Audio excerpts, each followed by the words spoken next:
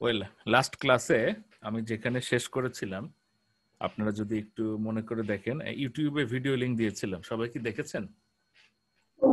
না স্যার, দেখা হয়নি স্যার। আচ্ছা, তাহলে আজকে একটু দেখেন।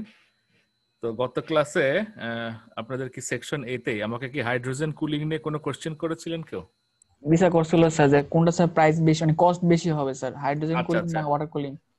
ডেফিনেটলি আপনি যদি ম্যাটেরিয়াল কস্ট চিন্তা করেন, হাইড্রোজেনের খরচ বেশি হবে, ঠিক আছে। কিন্তু পাওয়ার সিস্টেমের ক্ষেত্রে আমি একটু পড়াশোনা করে যেটা দেখতে পেলাম, হাইড্রোজেন হলো অনেক এফিশিয়েন্ট কুলিং, বিকজ এটার স্পেসিফিক হিট অনেক বেশি, ডেন্সিটি লো। এই কারণে হাইড্রোজেন খুব এফিশিয়েন্ট ওয়েতে কুলিংটা করতে পারে। অর্থাৎ আপনার জেনারেটরের সারাউন্ডিংস যেসব জায়গাগুলো দিয়ে সার্কুলেট করবেন, এটার এফিশিয়েন্ট হওয়ার কারণে সাইজ কম হয় আর কি। ওকে, তো অন দ্য আদার হ্যান্ড হাইড্রোজেনের কিছু প্রবলেমও রয়েছে। এক, পিওর হাইড্রোজেন আপনার মানে ভালো, ঠিক আছে, কিন্তু এর মধ্যে ইম্পিউরিটি যদি মিশতে থাকে, এয়ার এবং হাইড্রোজেন যদি কোনো কারণে মিশে, এটা কিন্তু ফ্ল্যামেবল হয়ে যায়, so there is a risk. And another thing, এটা হাইড্রোজেন যেখানে থাকে সেখানে অলমোস্ট 6 বারের মতো প্রেশার মেনটেন করতে হয়, সো এটা লিকেজ হওয়ার চান্স থাকে, মানে যে সিলগুলো থাকে সেগুলো লিকেজ হয়ে হাইড্রোজেন লিক হয়। এই কারণে খুব বড় মেশিন যেগুলো আর কি, সাধারণত আপনারা জির যে পোর্টফোলিও দেখেছিলাম, কত 750 পর্যন্ত সম্ভবত ওরা হাইড্রোজেন কুলিং তৈরি করতে পারে আর কি। এই যে জি তে দেখেন, এটা 723 পর্যন্ত ছিল। তো জি একটা অনেক বড় কোম্পানি, তো ওরা যদি এটা করে তার মানে এটা আসলে স্ট্যান্ডার্ড। কারণ জি এর আপনার অলমোস্ট 100 ইয়ার্স এর উপর এক্সপিরিয়েন্স রয়েছে জেনারেটর তৈরি করার ক্ষেত্রে। On the other hand, water তো কিভাবে কাজ করে জানেনি। হ্যাঁ, এবং এই হাইড্রোজেন কুলিং এর উপরে আমি যে দুটো ভিডিও অ্যাড করেছি, ওকে, আপনাদের অনেকের কোশ্চেন থাকতে পারে যে স্ট্যাটরের মধ্যে হাইড্রোজেন কিভাবে দেওয়া হয়, ওকে, কিভাবে সার্কুলেট করে। এই ভিডিও 1টা দেখলেই বুঝতে পারবেন। আর দ্বিতীয়টা হলো কোনো কোম্পানির একটা আর কি, তারা এটা এখানেও কিছু দেখিয়েছে আর কি, 3D ভিউ আছে, তো দেখেন কিভাবে হাইড্রোজেন দেওয়া হয়। তো দ্যাটস ওয়াই বড় মেশিনের ক্ষেত্রে এই ওয়াটার কুল জিনিসটা আনা হয়, বিকজ হাইড্রোজেনের জন্য যা যা দরকার সেটা আর মেনটেন করা সম্ভব হয় না, এবং অ্যাজ এ রেজাল্ট কস্টও বাড়তে থাকে আর কি। কস্ট ইফেক্টিভ হয় না আর কি, যেটা গত ক্লাসে বলেছিলাম। দ্যাটস ওয়াই পরে এটা ওয়াটার কুলিং তারা এমপ্লয় করে আর কি। এবং দেখেন কত, অলমোস্ট 2000 মেগাওয়াট, এটা মানে ছেলে খেলা না। এটাই ছিল কুলিং এর ভিডিওটা, একটু দেখেন। তো আজকে আমাদের যেখান থেকে শুরু করার কথা সেটা হলো কনস্ট্রাকশন। তো কনস্ট্রাকশন যদি আমরা বলি, তাহলে যে কোনো রোটারি মেশিনের দুইটা পার্ট, এটা আপনারাও বাই দিস টাইম জানেন, বা না জানলেও আপনারা, আমার ধারণা, জীবনে মোটর তার কম দেখলেন না। হ্যাঁ, মোটর জেনারেটর সবই দেখছেন আর কি। দেখছেন বলতে ওই যে আমি জানি না, অনেকেই যারা খেলনা গাড়িগুলো আছেন ওর মধ্যে কিন্তু একটা মোটর আছে। হ্যাঁ, that is also a motor. Sir DC mode. হ্যাঁ, ডিসি মোটর।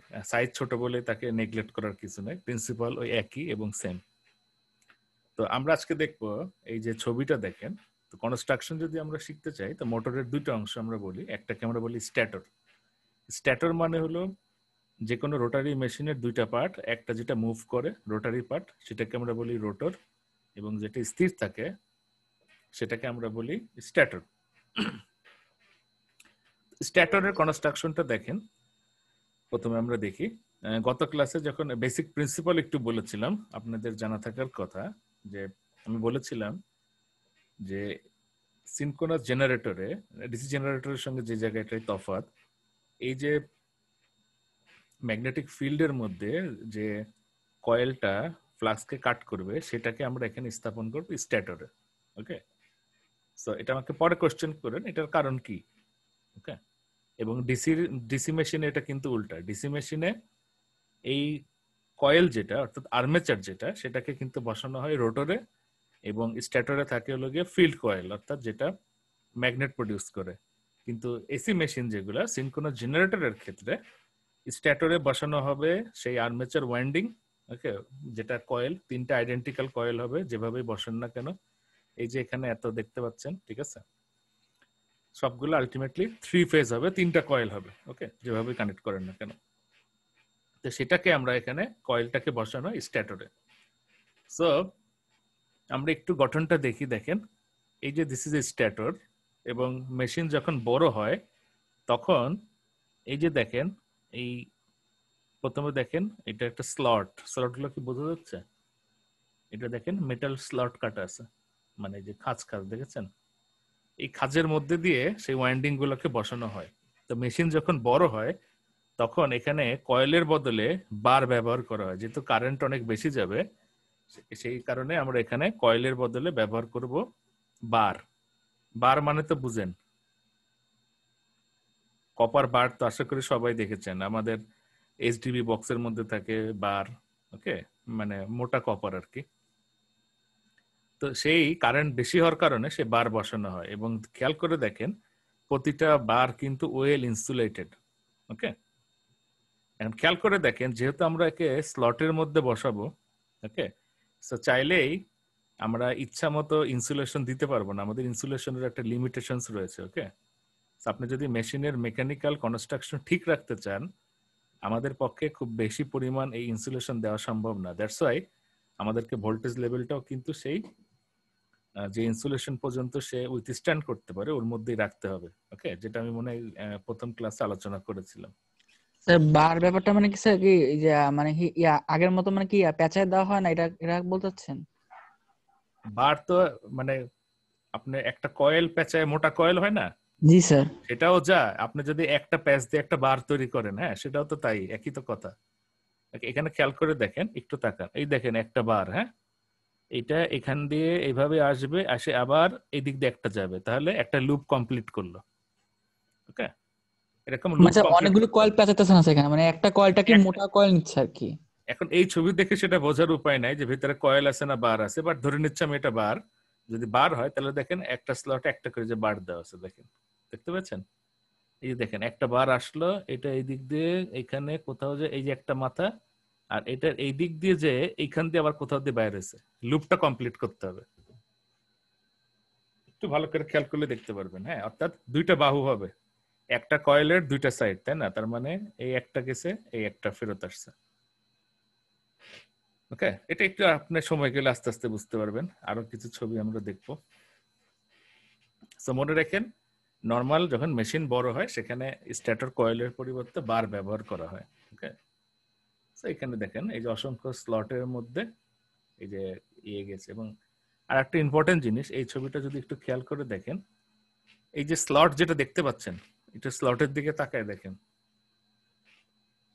যে মেটাল পাত দিয়ে গেছে, হ্যাঁ সেটা কিন্তু দেখেন অসংখ্য, মানে একটা সলিড কিন্তু মেটাল না, তাই না? এখানেও কিন্তু আমাদের ওই যে মানে মেশিন ওয়ানে আপনাদের পড়ার কথা ছিল, কোর লসের যে ব্যাপার, সেটা কি মাথায় আছে? সে করলো স্যার। হ্যাঁ, অর্থাৎ এডি কারেন্ট লস হয়, তাই না? তো সেই লস গুলো মিনিমাইজ করার জন্য আমাদের যত এখানে মেটাল কোর আমরা ব্যবহার করি সবগুলা কিন্তু সলিড মেটাল হয় না। ওকে, অনেকগুলো কি হয়, শীট স্টিল পরস্পরের সঙ্গে জোড়া দিয়ে আমাদের ফাইনাল যে কোর সেটা তৈরি করা হয়। এটা আপনার ইউটিউবে যে ভিডিওটা দিয়েছি ওর মধ্যেও আছে, দেখতে পারবেন ক্লিয়ারলি। এছাড়া আরো স্টিল পিকচার এই গুগল ইমেজে সার্চ দিলেই পাবেন। হ্যাঁ, যে সিনক্রোনাস জেনারেটর, স্ট্যাটার এবং রোটর, এটা লিখলেই দেখবেন অসংখ্য ছবি পাবেন। ওকে, সো ওভারঅল এটা গেল আমাদের রোটর। এটা মোটামুটি একটু বুঝলেই হবে, আমাদের কনস্ট্রাকশন জাস্ট জিনিসটা কিভাবে হয় এটা শিখলেই হবে। আমাদের মেইন অবজেক্টিভ হলো মেশিন ডাইনামিক্সটা একটু বোঝা, কেমনে এটা কাজ করে এবং অপারেটিং কন্ট্রোলেবিলিটি গুলা কি কি। আচ্ছা, এরপরে দেখেন আর একটু ক্লোজ ইমেজ, একটাকে যিনি প্রশ্ন করলেন, হ্যাঁ এই যে দেখেন স্লটের মাঝখান দিয়ে, হ্যাঁ এখানে এই যে উপরে দেখে মনে হচ্ছে এত চিকন ফাঁক, তাই না? আসলে চিকন ফাঁক না, এইটা এই স্লটের উপরের অংশটা একটু বড়, এখানে চিকন ফাঁক, কিন্তু নিচে কিন্তু গ্যাপটা বেশ বড় আছে, ওর মধ্যে দিয়ে একটা পুরো কয়েল এটা যায়। দেখেন একটা কয়েল এই দিক দিয়ে গেল, এই আর একটা কোনো স্লট দেশে ওই দিকে যাবে, যে একটা পূর্ণ সার্কেল কমপ্লিট হবে। বুঝাতে পেরেছি? একটা কয়েলের দুইটা বাহু, তাই না? সো একটা যদি এদিক দিয়ে যায় আর একটা উপরের কোনো এক জায়গা দিয়ে আছে, এটা যখন আমরা কয়েলের কনস্ট্রাকশন দেখবো কিভাবে কত ডিগ্রি স্প্যানে বসানো হয়। ওকে, ধরেন খুব কমনলি একটা কথা বলি, ধরেন একটা কয়েল যদি এখানে হয় আর একটা কয়েল যদি উপর দিয়ে আসে, তাহলে কত 180 ডিগ্রি কয়েল স্প্যান, তাই না? বোঝা যাচ্ছে, মেকানিক্যাল আর কি। সো সেরকম। সো এটা দেখেন, এটা কিন্তু ছোট মেশিন, এই কারণে অনেকগুলি কয়েল একসঙ্গে জড়ায় একটা কয়েল তৈরি করা হয়েছে। ওকে, এটা যদি বড় মেশিন হতো এখান থেকে হয়তো একটা স্ট্যাটার বার যেত। ওকে, এটা হলো মোটামুটি স্ট্যাটারের কনস্ট্রাকশন আর কি। সো এটুকু আপনাদের বুঝলেই হবে কিভাবে গেছে আর কি। এবার সময় গেলে আস্তে আস্তে আরো ক্লিয়ার হবে বিষয়গুলো, কিভাবে আমরা এই স্ট্যাটারের মধ্যে কয়েলকে স্থাপন করি। ওকে, তো এখন আমরা রোটরে যাই। এখন দেখেন, প্র্যাকটিক্যাল সিনক্রোনাস জেনারেটর যতগুলি রয়েছে তাদের রোটর দুই ধরনের হয়, একদম বেসিক কনস্ট্রাকশন দুই ধরনের হয়। একটাকে আমরা বলি সেলিয়েন্ট পোল রোটর, যে ছবিটা দেখতে পাচ্ছেন এটা salient pole rotor, and another one is non salient pole rotor. সবাই কি দেখতে পাচ্ছেন? জি স্যার। আচ্ছা, নাও আপনারা কি দেখতে পাচ্ছেন আমি একটু বোঝার চেষ্টা করি। এই ছবিটা, this is the salient pole rotor and this is the non salient pole rotor. Okay, salient pole, non salient pole. এখন আপনারা কি কেউ বলতে পারবেন দুইটার মধ্যে চোখে দেখায় কি তফাৎটা চোখে পড়তেছে? স্যার স্যার বাইন্ডিং করা না স্যার। নন সেলিয়েন্টে স্যার 3 পোলটা দেখা যাচ্ছে না, বাট সেলিয়েন্টে স্যার 3টা পোলই দেখা যাচ্ছে। এটা আপনার অ্যান্সারটা আসলে সঠিক হয় নাই, বিকজ স্কয়ার কেস রোটর সার্কিটে পোলের কোনো বিষয়, মানে আপনি যে পোল গুনতেছেন, হ্যাঁ, এখানে যেমন 1 2 3, আপনি এখানে পোল 1 2 3 4টা দেখতে পাচ্ছেন, নিচে কিন্তু আরো আছে আর কি। হ্যাঁ, এখানে কয়টা আছে আপনি কিন্তু বুঝতে পারতেছেন না। আলটিমেট সার্কিট কানেকশনটা দেখলে বোঝা যাচ্ছে যে এখানে আমরা কয়টা পোল তৈরি করেছি। স্যার পোল তো অন দ্য আদার হ্যান্ড, যেহেতু এটা ডিসি সার্কিট কিন্তু আমার একটাই, স্ট্যাটরে যেমন 3 ফেজ হবে, এখানে কিন্তু পোল আমার যাই হোক, কয়েল কিন্তু আমার একটাই, অর্থাৎ ডিসি একটা কয়েলের দুইটা মাথা হবে, একটা প্লাস একটা মাইনাস, যেহেতু আমরা এখানে ডিসি সাপ্লাই দিব। তো আমি সেইটা প্রশ্ন করি নাই, মেকানিক্যালি কি দেখতে পাচ্ছেন? তো ওয়াইন্ডিং করার ইয়াটা পার্থক্য স্যার এখানে। স্যার একটা তো হলো স্যার পুরা 180 ডিগ্রি করে পেঁচাতে পেঁচাতে পেঁচাতে পেঁচাতে আসছে, আর একটা হলো স্যার ওই মানে ভাগ ভাগ করে পেঁচাচ্ছে স্যার। ওকে, দেখেন, আমরা মেশিনের ক্ষেত্রে এই কয়েলটাকে, হ্যাঁ, এইভাবে এইভাবে জড়ানো দেখতে পাচ্ছেন আপনি, তাই না? জি স্যার। এভাবে পেঁচালেও যা, আমি যদি এই কোরের বরাবর এই এই রোটর বরাবর এই একটা এবং নিচ দিয়ে আরেকটা আনি, লুপ ক্রিয়েট করি, তাহলেও কিন্তু খেয়াল করে দেখেন ফ্লাক্স লাইনটা আমার একই হবে। Okay, so it doesn't matter. Main important তফাৎ যেটা একটু আপনারা খেয়াল করে দেখেন, স্কয়ার কে স্যার ইয়াকে না ওইটা অন্য জিনিস, ওটা ইন্ডাকশন মেশিনের কথা বলতেছি। তাহলে স্যার এখানে একটু খেয়াল করে দেখেন, এইখানে পোলগুলা দেখেন একটা কয়েল যদি হয়, তাই না? তার মানে কি হবে দেখেন, কলম যিনি কোথায়? আচ্ছা থাক, আমি এমনি দেখাই। এই যে একটা কয়েল যদি আপনি দেখতেই পাচ্ছেন, তার মানে একদিক দিয়ে ফ্লাক্স বাইর হয়ে আবার ঢুকবে, তাই না? নর্থ পোল সাউথ পোল, বোঝাই যাচ্ছে, ঠিক না? এবং দেখেন এই যে পোল, এই যে একটা এখানে পোল পোল পোল দেখতে পাচ্ছেন, হ্যাঁ, এবং দেখেন পোলের পরে মাঝখানে গ্যাপ, তারপরে আবার উঁচু হয়ে পোল, তাই না? This is the salient pole. Salient মানে হলো প্রজেক্টিং পোল। দেখে মনে হচ্ছে না যে একটা গোল রোটারের উপরে পোলগুলোকে হাতে ধরে ধরে এনে বসে দেওয়া হয়েছে, ঠিক না? অন দ্য আদার হ্যান্ড, এটা খেয়াল করে দেখেন, পুরো মেশিন একদম রাউন্ড শেপ, কোনো মাঝখানে গ্যাপ নাই, কয়টা পোল আছে আপনি কিন্তু বুঝতে পারতেছেন না। This is the main difference. অর্থাৎ এই রোটরটা যে মেশিনে থাকবে সেখানে এয়ার গ্যাপটা ইউনিফর্ম হবে না, বিকজ দেখেন এর চারদিকে কি আছে, স্ট্যাটর, এইখানে দেখেন গ্যাপ বেশি, এখানে হবে গ্যাপ কম, এখানে গ্যাপ বেশি, এখানে গ্যাপ কম। তার মানে সেলিয়েন্ট পোল মেশিনে এয়ার গ্যাপটা non uniform. Okay, on the other hand, salient pole রোটরের ক্ষেত্রে দেখেন স্লটের মাঝখানে কয়েলগুলো কেমন ভাবে বসানো আছে যেন বাইরে দিয়ে একদম পুরো গোল, একদম রাউন্ড শেপ। তার মানে এই রোটরকে যে মেশিনে ঢুকাবেন, স্ট্যাটর এবং রোটরের মাঝখানে যে স্লাইট যে গ্যাপটা থাকে সেটাকে আমরা বলি এয়ার গ্যাপ, তাই না? তো সেই এয়ার গ্যাপটা হবে একদম uniform. On the other hand, এই মেশিনের ক্ষেত্রে কি ইউনিফর্ম হবে? একটু বুঝেন, হবে ইউনিফর্ম?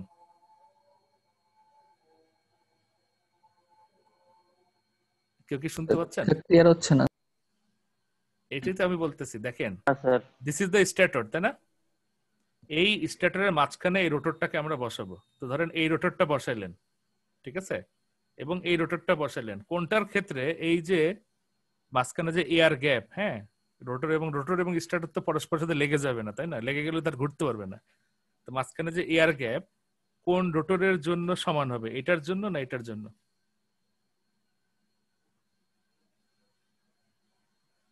নন সেলিয়েন্টের জন্য সমান হবে। Right, that is the main thing. নন সেলিয়েন্ট পোলের জন্য এয়ার গ্যাপটা সমান হবে এবং সেলিয়েন্ট পোলের জন্য সমান হবে না।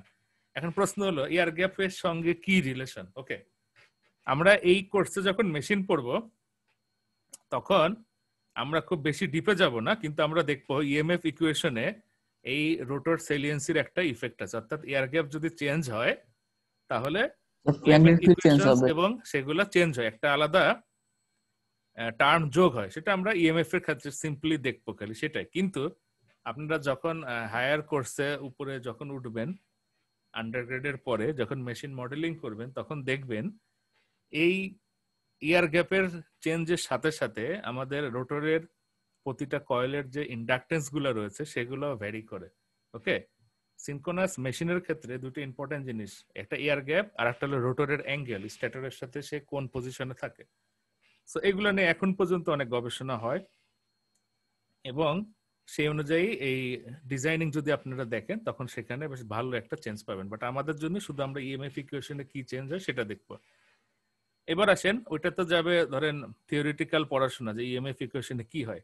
প্র্যাকটিক্যালি আমরা যদি একটু দেখি বা আমাদের এখন আর কি কি চেঞ্জ আসতে পারে একটু খেয়াল করে দেখেন। অর্থাৎ এই দুইটার মধ্যে প্রথম কথা দেখেন,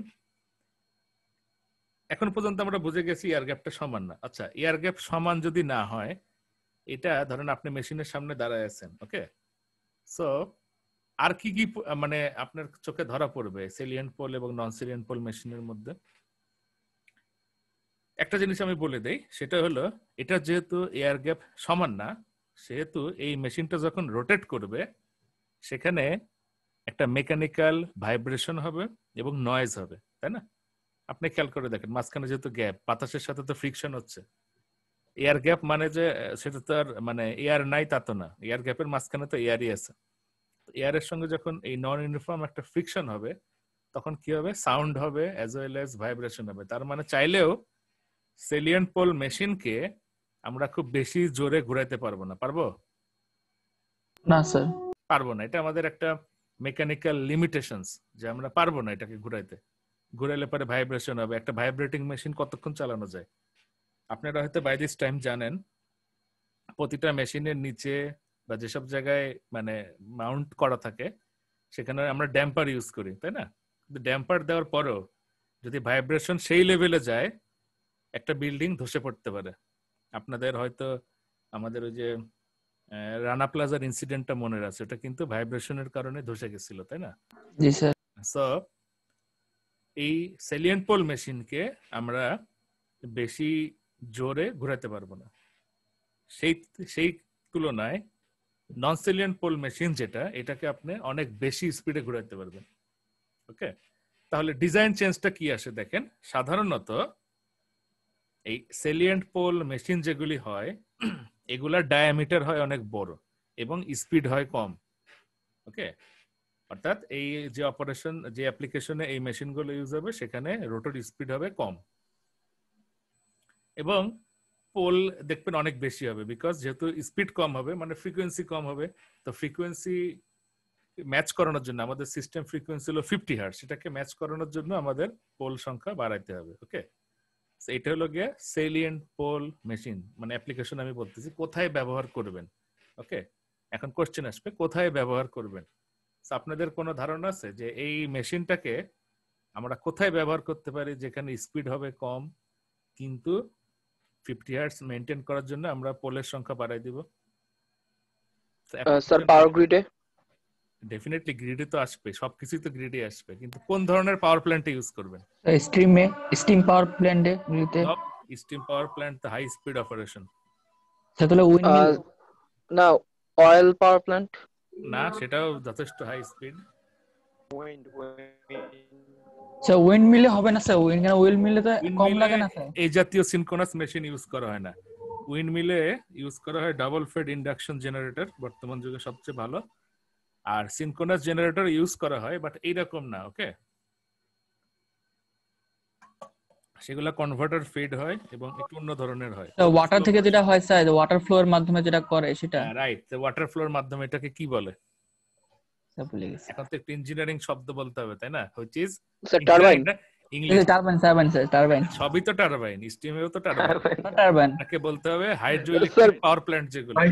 হাইড্রোজেন পাওয়ার হাইড্রো হাইড্রো মানে ওয়াটার, ওকে স্যার। তাই না?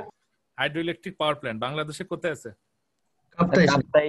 কাপ্তাই, আমাদের একটাই আছে। হ্যাঁ, জি স্যার। এখানে যে টারবাইন ব্যবহার করা হয় আপনারা 1-1 পড়ে আসার কথা, কাপলান টারবাইন, মনে আছে? জি sir. That is not an impulse turbine, okay? That is a reaction turbine. Okay? এগুলো তো আপনাদের জানা থাকার কথা আর কি। ইম্পালস টারবাইন কোনগুলো মনে আছে? ভুলে গেছি স্যার। ভুলে গেলে কেমনে? আমিও তো 1-1 পড়ছিলাম।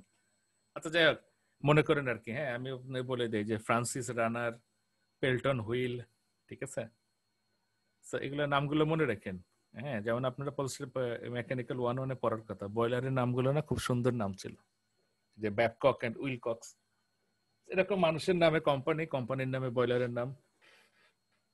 এনিওয়ে, তার মানে আমরা দেখলাম যেখানে স্লো স্পিড অপারেশন, সেখানে আমরা এই সেলিয়েন্ট পোল মেশিন ব্যবহার করব, তাই না? এবং এই মেশিনগুলো কেমন হবে? এগুলো ডায়ামিটার হবে বেশ বড়। সাধারণত হাইড্রো ইলেকট্রিক পাওয়ার প্ল্যান্টে যদি যান আপনারা কখনো, আমি নিজে কাপ্তাইতে কখনো যাই নাই, আমি অন্য দেশের হাইড্রো ইলেকট্রিক পাওয়ার প্ল্যান্টে গেছি, বাংলাদেশে যাওয়া হয়নি। তো সেখানে দেখবেন এই মেশিনগুলা অনেক বড় হবে, ডায়ামিটার দেখবেন বড়, এক্সিয়াল লেংথ যেটা, এই যে লম্বালম্বি যে লেংথ, সেটা অনেক ছোট হবে, ঠিক আছে? এটা হলো সেলিয়েন্ট পোল মেশিন। এটা স্লোলি ঘুরবে, কিন্তু পোল সংখ্যা বেশি থাকায় আমরা 50 হার্টজ ফ্রিকোয়েন্সি মেনটেন করতে পারবো, ঠিক আছে? এবার দেখেন, this is the cylindrical rotor. হ্যাঁ, এই রোটর গুলা ডায়ামিটার খুব বেশি বড় হয় না, কত 1.5 মিটার বা এরকম হয় আর কি ডায়ামিটার। এগুলো আবার লম্বায় বড় হয়, এক্সিয়াল লেংথ যেটা সেটা বড় হয়। এবং this rotors are very much suitable, because দেখেন এটার মেকানিক্যাল কনস্ট্রাকশন কিন্তু একদম সলিড, মাঝখানে কোনো গ্যাপ নাই, তাই না? আপনি যদি এইটাকে খুব জোরে ঘুরান তাহলে দেখেন, যেহেতু মেকানিক্যালি সলিড না, এই পোল টোল দেখবেন ওই স্পিডের ঠেলা খুলে চলে আসবে, তাই না? এই যে ওয়েন্ডিং ইনসুলেশনটা ছিঁড়ে ছিঁড়ে চলে যাবে আর কি। কিন্তু এটার কিন্তু সেই সুযোগ নাই, এটা এতই solid construction, it is perfectly capable of handling high speed. এবং হাই স্পিড বলতে যে সে হাই স্পিড না, কত আমি বলে দিচ্ছি। টু পোল মেশিন যদি হয়, আমাদের 50 হার্টজ ফ্রিকোয়েন্সি না, স্পিড কত হবে? 3000 আরপিএম। ওকে, তার মানে এই রোটরগুলি 3000 আরপিএম এ রান করার জন্য একদম পারফেক্ট, কোনো সমস্যা নেই। এবং ওই যে বছরের পর বছর চলতেই থাকবে। তাহলে আমরা কি শিখলাম? যে সিনক্রোনাস জেনারেটরের রোটর হবে দুই ধরনের, একটা সেলিয়েন্ট পোল, একটা নন সেলিয়েন্ট পোল। এবং সেলিয়েন্ট পোল গুলো হলো আপনার স্লো স্পিড অপারেশনের জন্য, আর নন সেলিয়েন্ট পোল হলো হাই স্পিড অপারেশনের জন্য। ওকে, এবং রোটরের কনস্ট্রাকশন কিন্তু একই। এইভাবে যা জড়ান, এটাকে যদি এরকম আড়াআড়ি করে জড়াই দিতেন, ফ্লাক্সের লাইনটা দেখেন, ফ্লাক্সের লাইন কিন্তু একই। ওকে, অর্থাৎ রোটরের সঙ্গে দেখেন পারপেন্ডিকুলার। ওকে, এখানেও দেখেন রোটরের সাথে পারপেন্ডিকুলার হলো ফ্লাক্সের লাইন। এটা বুঝলেই হবে, ঠিক আছে, যে ফ্লাক্সের লাইনটা কোন দিকে। এবং এখানে অ্যাপ্লাই করব কি আমরা? DC field. এরপরে আমরা দেখি, এটা আমাদের বইয়ের ছবি। ওকে, এই যে দেখেন সেলিয়েন্ট পোল রোটর কিভাবে বসানো হচ্ছে। হ্যাঁ, দেখেন আলাদা আলাদা। এটা একটা সিনক্রোনাস মেশিনের রোটর, এটা আমাদের চ্যাপম্যানের বইতে দেওয়া আছে। ওকে, এটা আবার খুব সুন্দর, এটা দেয়, এটা অলওয়েজ মনে রাখবেন, এটা দেওয়া উচিত। আমি নিজেও দেওয়ার চেষ্টা করি। সেটা হলো দেখেন কোন কোম্পানির থেকে তারা ছবিটা নিয়েছে, সেটা ওয়েস্টিং হাউস ইলেকট্রিক কোম্পানি। এটা কিন্তু এটা বেশ বড় কোম্পানি ছিল, তো তাদের থেকে ছবিটা নিয়েছে, তাই এটা কার্টিসি দিতে হয় অলওয়েজ। যার প্রোডাক্ট বা যার জিনিস তাকে কার্টিসি দিতে হয় উইথ পারমিশন। ওকে, আদারওয়াইজ সেটা কিন্তু আইনের লঙ্ঘন। সো এখানে একটা ক্লোজ ভিউ দেওয়া রয়েছে, সিঙ্গেল সেলিয়েন্ট পোল। ওকে, সেলিয়েন্ট পোল কিভাবে তৈরি করা, এটা দেখে আপনারা বুঝে গেছেন আসলে একটা তার জড়ে জাস্ট খালি পোলটাকে মাউন্ট করে দিলে, অর্থাৎ যে স্ক্রু দিয়ে লাগাই দিলেই হবে, তাই না? সো স্লো অপারেশন, খুলে যাওয়ার চান্স থাকবে না। এখন নেক্সট যে কোশ্চেন, সেটা very important question. By this time আপনারা বুঝে গেছেন এই রোটরটা কি হবে। স্ট্যাটরের, এই যে স্ট্যাটরের মাঝখানে থাকবে এবং তাকে আমরা রোটেট করাবো। এখন রোটেট করানোর জন্য যেটা লাগে সেটাকে আমরা বলি প্রাইম মুভার। তো পাওয়ার প্ল্যান্টে প্রাইম মুভার কি হয়, কে বলতে পারবেন? পাওয়ার প্ল্যান্টে প্রাইম মুভার কি হয়? Steam sir. এই প্রাইম মুভার কি? Steam turbine sir. Turbine, right, impulse turbine. যদি স্টিম পাওয়ার প্ল্যান্টের কথা ভাবেন তাহলে ইম্পালস টারবাইন। ওকে, এখন আপনাদের মাথায় যে কোশ্চেনটা আসবে, এই রোটরটা যদি মুভ করে, হ্যাঁ, এখানে ডিসি সাপ্লাই কিভাবে দিবেন, সেটাই হলো গিয়ে কোশ্চেন। কেউ কি বুঝতে পেরেছেন ডিসি সাপ্লাই কিভাবে দিবেন? কোশ্চেনটা বুঝলাম না। কোশ্চেনটা বুঝেন নাই? এই যে রোটরটা তো রোটেট করবে, তাই না? এখন এখানে যে কয়েল আছে সেই কয়েলে ডিসি সাপ্লাই দিতে হবে না? ডিসি সাপ্লাই না দিলে তো ইলেকট্রোম্যাগনেট তৈরি হবে না। তো রোটারি জিনিসকে আমরা বাইরে থেকে কোনো কানেকশন কিভাবে দেই? স্যার এটা স্যার যে ব্রাশের মাধ্যমে। ব্রাশ, শুধু তো ব্রাশ থাকলে হয় না, ব্রাশের সাথে আরেকটা জিনিস থাকে যেটাকে আমরা বলি স্লিপ রিং। মনে আছে? জি স্যার, ইন্ডাকশন মেশিনে ছিল স্লিপ রিং ইন্ডাকশন মোটর, মনে আছে?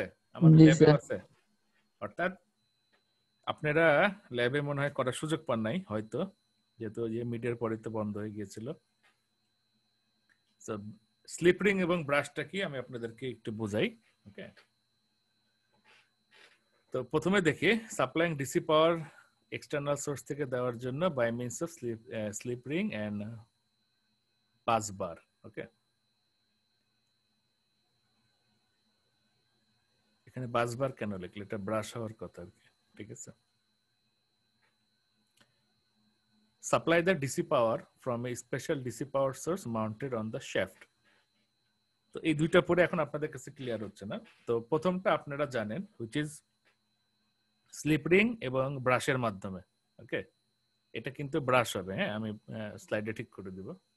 নাম্বার 2 হলো ব্রাশলেস, তার মানে আমরা বাইরে থেকে দিব না, এমন একটা মেকানিজম তৈরি করব যেন আমাদের ডিসি বাইরে থেকে দেওয়া লাগবে না, বা দিলেও সেটা এই একের মতো হবে না আর কি, ঠিক আছে?